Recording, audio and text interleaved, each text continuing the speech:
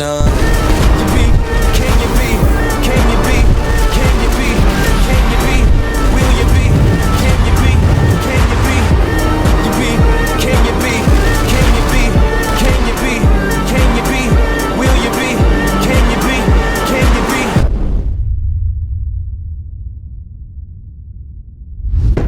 Dexties, dude, you made a Hydra video already. Oh, you mean this? Shart in your mouth. My eyes.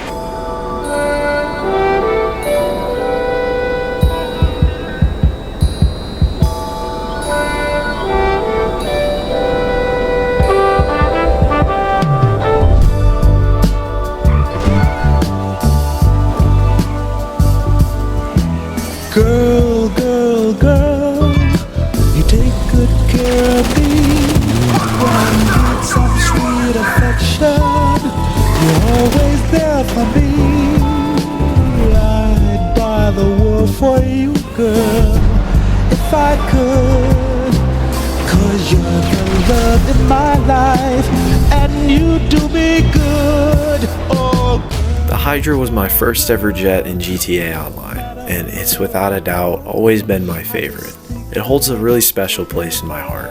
Even though it is the catalyst to a somewhat serious addiction, I made a full-length video about a crop duster. Somehow, I don't know how I did that. I don't know why I did that.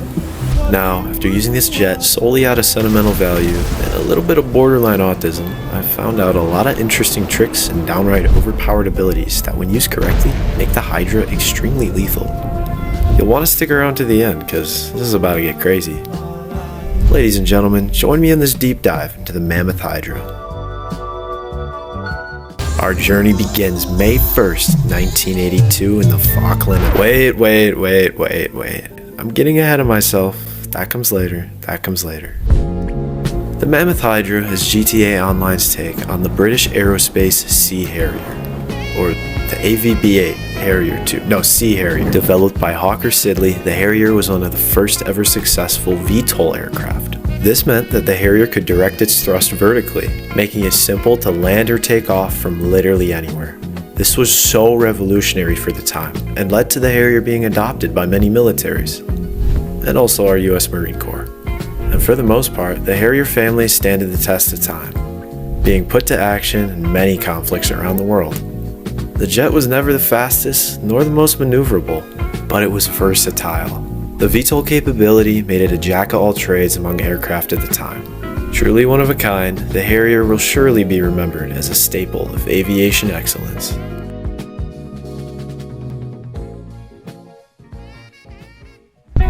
Now with that history lesson out of the way, let's talk about our beloved Hydra. Besides having the rear of an F-35, the nose of an F-35, and an afterburner, the Hydra's pretty accurate to the British Sea Harrier.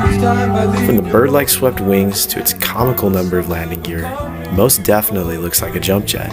The giant intakes in the front leading to the Pegasus turbofan engine inside make this thing look menacing. Its shape is elegant, boasting probably the meanest aircraft design in GTA Online. The Hydra, of course, also incorporates the 4 iconic vectoring nozzles found on the Sea Harrier. These things are what give the Hydra its utility and lethality. We'll get into it later, but let's just say these thrust vectoring nozzles aren't just for vertical landings. Quick side note, I actually got to see a Harrier in real life this last summer. Kinda. It was at my second favorite place in the world, the National Air Force Museum in Dayton, Ohio. They have a YF-23 there.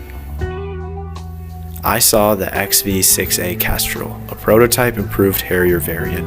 It was super sick to see one of these up close. Their design is really unique compared to other aircraft at the time. What the fucking kind of plane is this?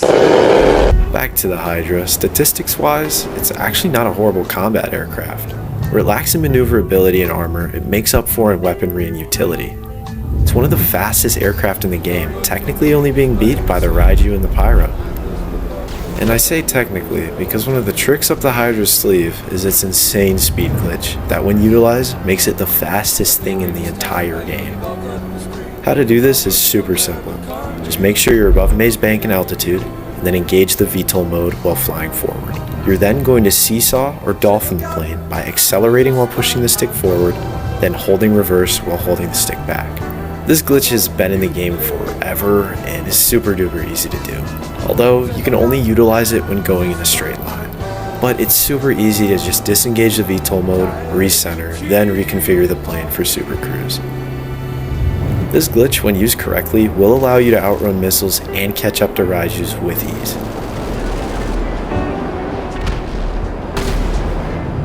As for weapons, the Hydra has mid-tier tracking missiles and nose-mounted explosive cannons. The missiles are super situational. They can be used for putting your enemy in defensive positions, or free aiming poor souls on the ground that decided to be on the receiving end of your jump jet's arsenal. Now the cannons are where it's at. Now bear with me through this. The Hydra is a lot like a claymore.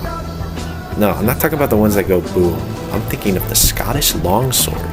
It's huge, it's heavy, but if he who wields it knows how to duel, it's scary how much damage it can inflict. And that right there is exactly what the Hydra is, an unwieldy weapon of destruction that when tamed only takes one shot to claim victory. And that's thanks to these insane explosive cannons. They're both mounted under the nose of the plane and are super close together, so they just create this continuous beam of death that just doesn't miss. If you don't know, nose-mounted cannons are superior to wing-mounted cannons. I know, it's a little bit of preference in there, but when you look at the stats, nose-mounted cannons are superior because they are aligned with the aircraft's center line, making it much easier to consistently hit accurate shots at various ranges. So what you don't have to worry about is making quick adjustments depending on the convergence of shots from wing-mounted cannons. Now, an overlooked point when it comes to GTA aircraft is utility, because how can something be viable if it can't be utilized? What does that even mean? Does that even make any sense? You get the idea. Your $10 million Raiju is only as good as the 3 minutes you can fly it for.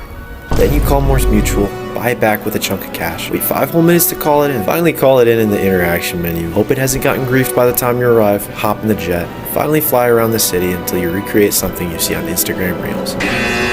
It gets old, man. Calling an aircraft through the interaction menu is not only a gamble, but it's just annoying as frick. With the Hydra, that's not a problem. If you fully take advantage of the fact of it being a Pegasus vehicle and a personal vehicle, you can basically have one at your fingertips at all times. No, but seriously, the amount of times the Pegasus Hydra is clutched up for me, with its quick delivery and close spawn locations, wow, amazing.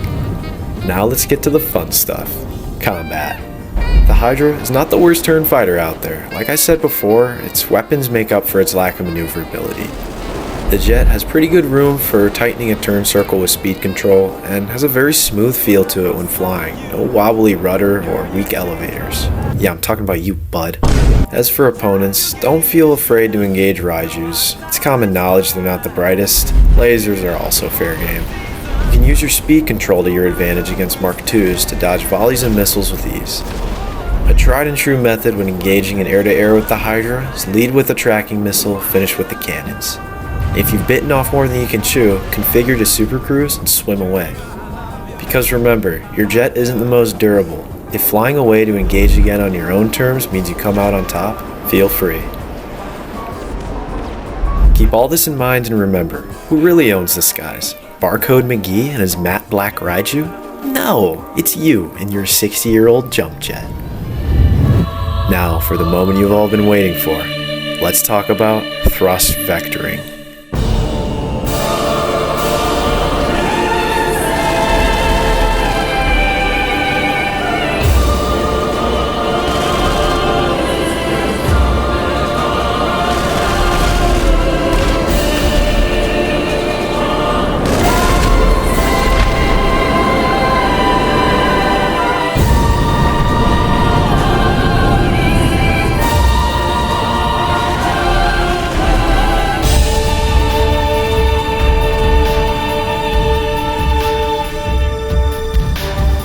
If you're unaware, thrust vectoring is the manipulation of the direction of an aircraft's thrust.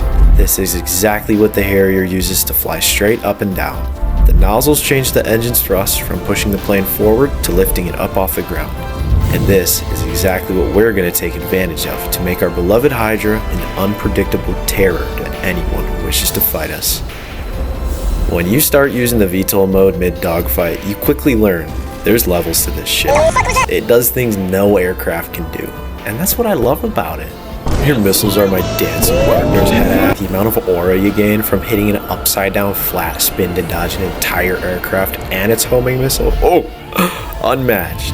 One time, I activated VTOL mid-fight against a Raiju and swung my jet around like a Beyblade and just shredded him to pieces. It was insane, oh my gosh. It just totally throws your opponent off when you configure to VTOL and switch the entire flow of the fight. Now you may be asking, how do you do these kinds of maneuvers? Well, it's pretty simple. It just requires a little bit of setup and honestly a fair amount of luck. When in a dogfight with an enemy combatant, you're going to want to make sure you're either upside down at the top of your turn circle or be in a vertical climb with your nose pointed towards the sky. Then activate VTOL mode. These two positions will let you swing your jet around in any direction with the runners, completely altering the fight to your liking. At any of these points, you can do a full 180 while accelerating or decelerating the thrusters as you need, completely throwing off your opponent and putting on quite a show to anyone watching on the ground. Another maneuver you can pull off that has a surprising amount of combat potential is the famous Kavacher Bell.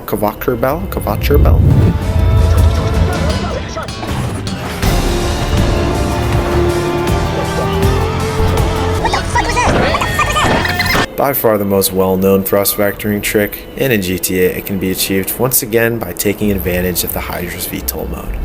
To do this one, when being chased, you're going to want to put the aircraft into a roll, and when your belly faces the sky, pitch up while activating VTOL and holding the brake. If timed correctly, your opponent will fly straight past you, turning the hunter into the hunted. In short, abusing the VTOL mode is probably one of the most fun things you can do in an aircraft in GTA Online, especially if you need a change of pace when it comes to monotonous free roam dogfights. So I just found something crazy. I was indulging in some fine literature as one does when I came across a section of a book all about sea harriers, specifically the harriers that served in the Falkland Wars in 1982. I was just skimming through this section until I saw this image. The text under read, "Vectoring in Forward Flight, VIF. Thought to be an effective technique using the VTOL jet's ability to shift the direction of its engine's thrust. Harrier pilots could VIF. Attacked by a faster aircraft, the Harrier pilot changed his engine's directional thrust to vertical, and the aircraft is pushed away from the attacker's line of approach. The Harrier could then half roll and be in a position to fire its weapons." My jaw actually dropped when I read this, finding out that I had been using a real technique unknowingly in my stupid video game was insane. Also, how sick is this? This is like a real maneuver used by pilots, utilizing the VTOL mode as more of a means to land. Reading more into it, I found that Viffing was more of a last-ditch effort to get an enemy off the Harrier's tail, so it wasn't used all too often. But regardless, what a cool example of naturally picking up on an effective real-world tactic within a video game. Reading the rest of the section on the Sea Harriers in the Falkland Wars, I found an account of one battle that took place that I really want you guys to hear as well. It was May 1st to be specific. In his Harrier, Lieutenant Steve Thomas picks up 2 enemy Mirages 8 miles out. At 5 miles, the Mirages turn left. Thomas turns right. Thomas' wingman locks the Mirage with his AIM-9L. Splash, 1 bandit down. Lieutenant Thomas then achieves lock of a Mirage and also fires his missile. Both the missile and the enemy Mirage disappear into the clouds. Splash, the missile's proximity fuse explodes, rupturing the Mirage's internal tanks, rendering the aircraft disabled. The enemy pilot is later shot down by gunfire from his own side, resulting in the pilot's death. This story is one of many recorded from the battles of the Falkland Islands. This is where the Harrier proved its worth as a deadly force against those who opposed it. In this specific battle, the Harrier stood its ground. The enemy Mirages were most effective in combat at high altitudes. The Harriers, vice versa, needed lower altitudes to have the upper hand. The Sea Harriers flown by Lieutenant Thomas and his wingman stood their ground and let the enemy come to them. They fought on their own turf and came out on top thanks to it. This is an amazing story about overcoming odds by changing the playing field. Something we funnily enough can apply to our silly little video game. The Hydra jump jet is not the best out there, but when you change the playing field, you fight on your own terms, in your element. When you're in a Hydra, you don't work with what you have. You don't fight the same way everyone else does. When you're in a Hydra, you make the rules, and you come out on top.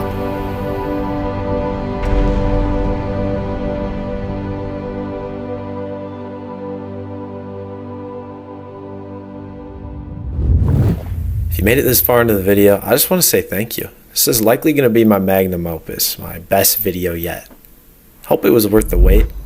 Believe it or not, this channel is officially 1 year old, which is actually crazy. Heck, I remember creating it like it was like yesterday. The memories I've made along this journey are ones I'll never forget. I found so much purpose in sharing my art with people like you. So once again, I just want to say thank you for watching. You're the ones that made my dream come true, and I'll forever be thankful for that. So with that, until next time, take care. As for me, I have somewhere to be.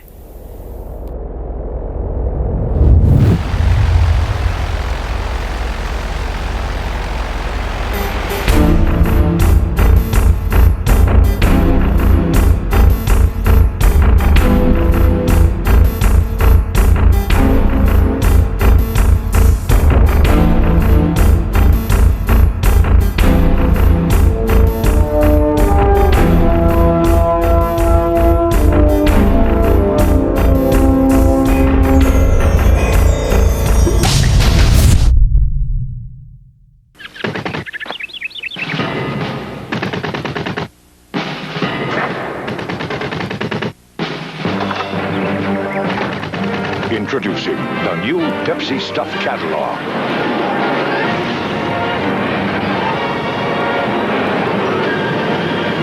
Now, the more Pepsi you drink, the more great stuff you're going to get. Sure beats the bus.